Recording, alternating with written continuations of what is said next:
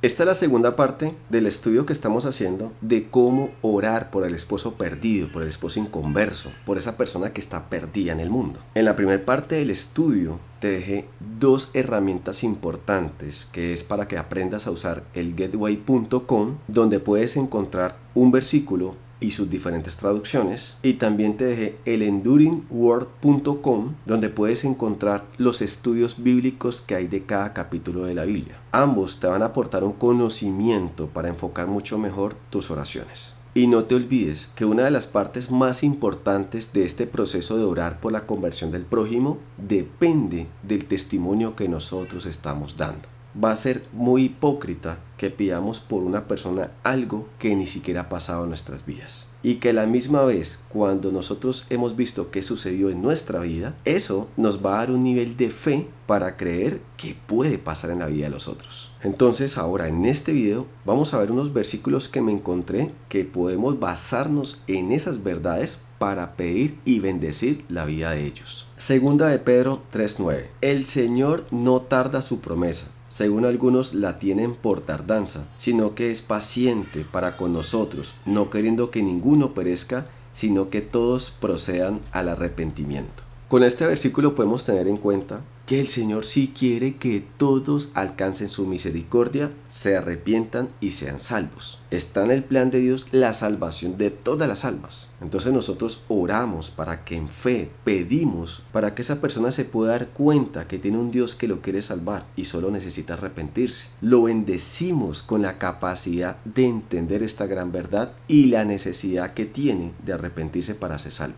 Satanás es el que está intentando que nosotros perdamos esa salvación, y por esto mismo es que Dios pone también una carga en nuestros corazones para que oremos por los otros. Es Dios quien está poniendo esta carga de orar por el prójimo. Y en el caso de los esposos, pues sí, somos nosotros los que estamos insistiendo en orar por ellos por el amor que sentimos. Pero también va a llegar un momento en donde por mucho que los amamos o tal vez ya estamos decepcionados de esto, vamos a sentir que ya no queremos orar más por ellos. Y eso tampoco está mal. Pues puede ser que el Señor, conociendo nuestros corazones y sabiendo cómo estamos de equivocados o confundidos, el Señor nos quiere llevar a que soltemos por ahora a nuestro esposo para que enfoquemos la oración en nuestra transformación, porque de pronto no estamos nosotros realmente donde Dios nos necesita. Y yo te aseguro que cuando hemos solucionado esa parte entre nosotros y Dios, el mismo Espíritu Santo nos lleva a discernir la manera, el cómo empezar a orar por esa persona. Primera de Timoteo 2:6, el cual se dio a sí mismo en rescate por todos, de lo cual se dio testimonio a su debido tiempo. Oremos para que esas personas en su corazón quieran aceptar esa redención de la muerte de Jesús por nosotros, que ellos quieran ser lavados por la sangre de Cristo que nos limpia del pecado, que ellos entiendan que hay un Dios que quiere rescatarlos y que a través de la sangre de Cristo pueden tener esa redención de sus pecados y así puedan hallar esa libertad que hemos encontrado nosotros en Cristo. Efesios 4:18. Teniendo el entendimiento entenebrecido, ajenos de la vida de Dios por la ignorancia que en ellos hay por la dureza de su corazón. Oremos para que su corazón duro sea quebrantado, tenga esa necesidad de Dios porque quieren encontrar ese alivio, ese corazón orgulloso, ese corazón altivo, caiga de rodillas ante el Señor, para que puedan tener un corazón que acepte al Señor como su Salvador. Mateo 13:3. Y les habló muchas cosas por parábolas diciendo, he aquí, el sembrador salió a sembrar, y mientras sembraba, parte de la semilla cayó junto al camino, y vinieron las aves y la comieron. Parte cayó en pedregales, donde no había mucha tierra, y brotó pronto, porque no tenía profundidad de tierra, pero salido el sol, se quemó, y porque no tenía raíz, se secó. Y parte cayó entre espinos, y los espinos crecieron y la ahogaron. Pero parte cayó en buena tierra y dio fruto, cuál al 100, cuál al 70 y cuál al 30 por uno. En la palabra nos describen a nosotros los que queremos ayudar a evangelizar como los sembradores. Nosotros podemos pedir a Dios esa dirección para poder entender los tiempos perfectos y tener la sabiduría para saber cómo pedir,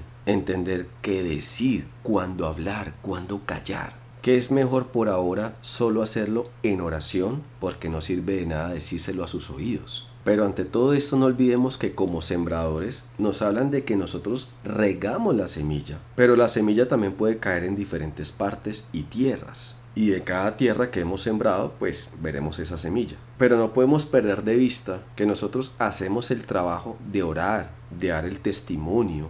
Dios prospera esa semilla, pero tiene que ser una decisión de la tierra donde cae, o sea, de las personas que estamos orando para que se arrepientan, que ellas en su corazón quieran arrepentirse y quieran buscar a Dios. Eso ya es una decisión de cada persona. Nosotros, mientras que eso sucede, en fe seguimos insistiendo y deseando y orando por ellos lo mejor para que lo logren.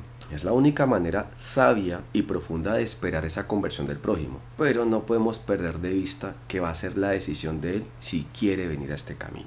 Juan 8:44.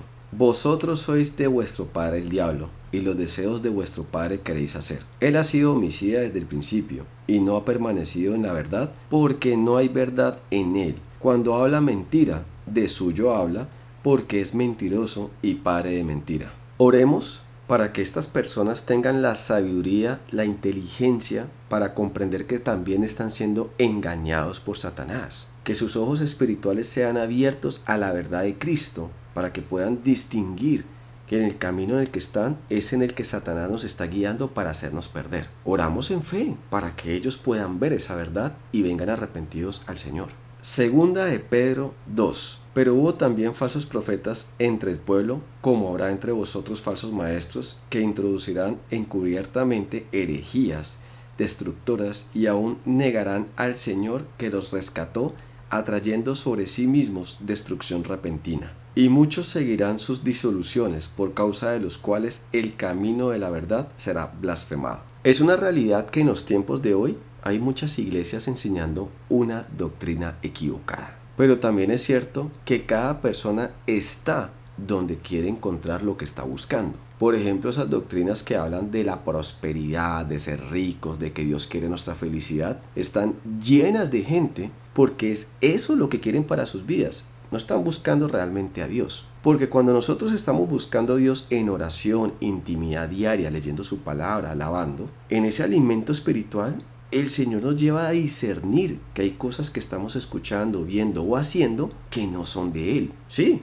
lo meten a Él en la colada del discurso, pero no está en el corazón de Dios lo que nos están diciendo que obedezcamos. Entonces ahí es donde nosotros oramos para que ellos tengan ese toque, ese discernimiento, esa sabiduría para darse cuenta que ahí donde están equivocados. Obviamente, pues si esa persona no está teniendo una intimidad diaria, orando, leyendo y alabando, pues no va a tener el poder, el discernimiento del Espíritu para distinguir esa verdad. Oramos para que estas personas primero se acomoden con Dios y fruto de esa relación con Dios distingan esa verdad o esa mentira. Y confiando en la oración, pues que sean libres de esa atadura. Segunda de Corintios 4:3. Pero si nuestro evangelio está aún encubierto, entre los que se pierden está encubierto.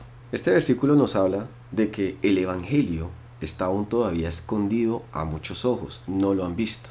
Y que precisamente esas personas que se están perdiendo es porque no lo conocen.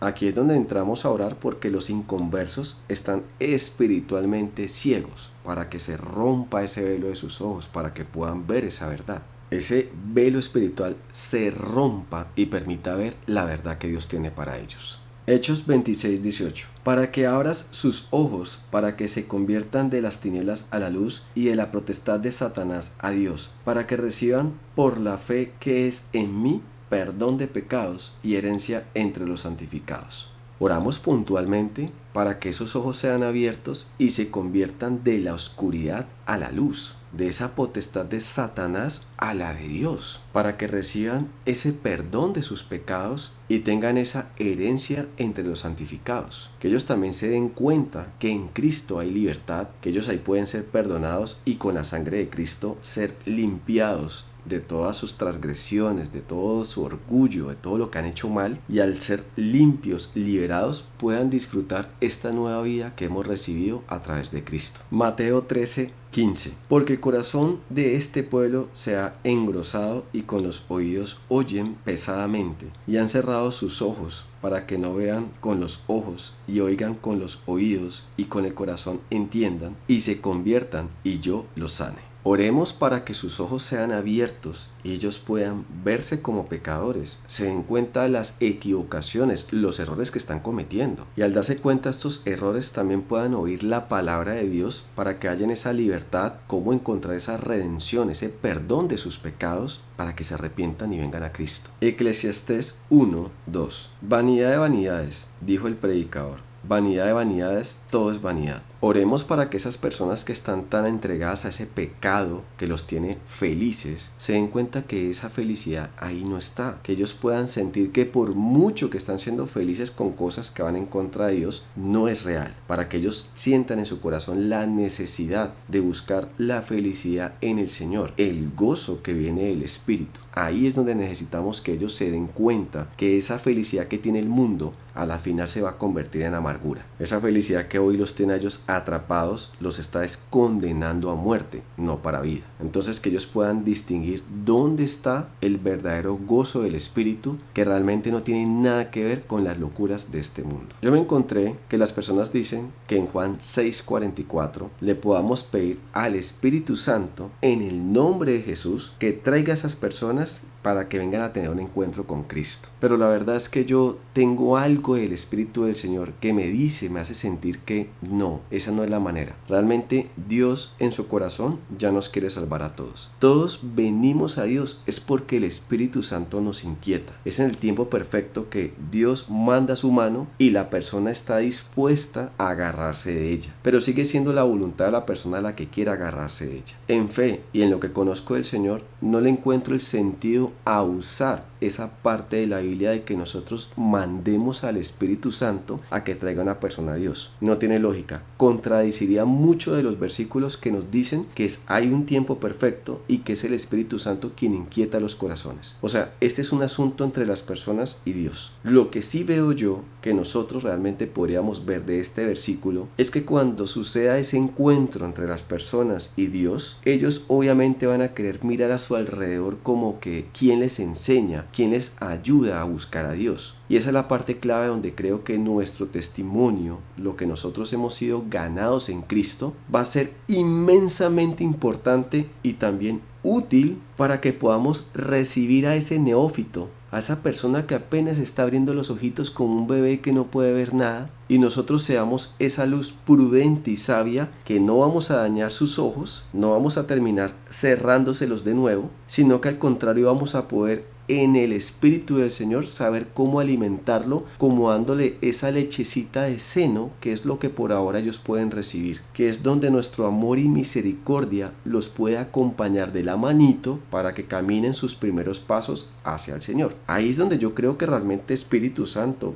guíame de manera sabia, positiva en el proceso de esta persona que se está acercando a Dios. El trabajo ya es del Espíritu Santo traer las personas a Dios. No creo que tengamos que nosotros pedirle en el nombre de Jesús que vaya por ese y se lo traiga. No, creo que más vale nosotros sabemos que eso va a pasar algún día y que cuando llegue ese día nosotros no seamos el tropiezo, sino pieza clave en la conversión de esa persona. Yo les dejo las recomendaciones de lo que yo he encontrado conociendo la palabra y lo que estos 13 años caminando en Cristo me han llevado a entender. De todas maneras, pues, oren al Espíritu Santo para que les revele a ustedes hasta dónde he dicho la verdad o estoy equivocado. Pero pase lo que pase, no olviden orar al Espíritu Santo para que les dé esa revelación y no terminen como necios torciendo la palabra a la voluntad de nosotros para que todo sea en nuestros tiempos y no en el tiempo perfecto de Dios. Dios sabe cómo hace sus cosas y si queremos nosotros en algo ayudar en esto, lo que más nos conviene es estar conforme a la voluntad de Dios, alineados a ella, para que en ese momento en que el Señor haga algo, que lo haga caer al otro, nosotros también estemos en el punto donde sepamos cómo recibirlo. Hasta aquí he insistido en la necesidad que entendamos cómo nosotros podemos orar por el prójimo, pero la parte clave depende también mucho de cómo está nuestro testimonio. Las siguientes partes de esta serie son una recolección de los muchos errores que nosotros hemos cometido intentando convertir al otro. Yo te recomiendo que te veas toda la serie porque es que hemos recolectado esos errores que todos hemos cometido en amor por convertir a los otros a Cristo, pensando que haciendo esto o aquello los va a convertir mucho más rápido o que de esa manera vamos a hacer que ellos nunca se suelten de Dios. Y esos errores se han cometido tantas veces y han perjudicado a tantas personas que por eso en los siguientes videos los he recolectado y los he explicado en qué están fallando y cómo Dios es la manera correcta o más acertada de poder atinar a ayudar en la conversión del prójimo. Toda esa serie te la encuentras aquí. Y no te olvides que si tienes alguna pregunta, si quieres una consejería por WhatsApp, puedes pedir la cita acá. Te agradecemos si compartís este material, si nos ayudas a llegar a más personas. Dios te bendiga.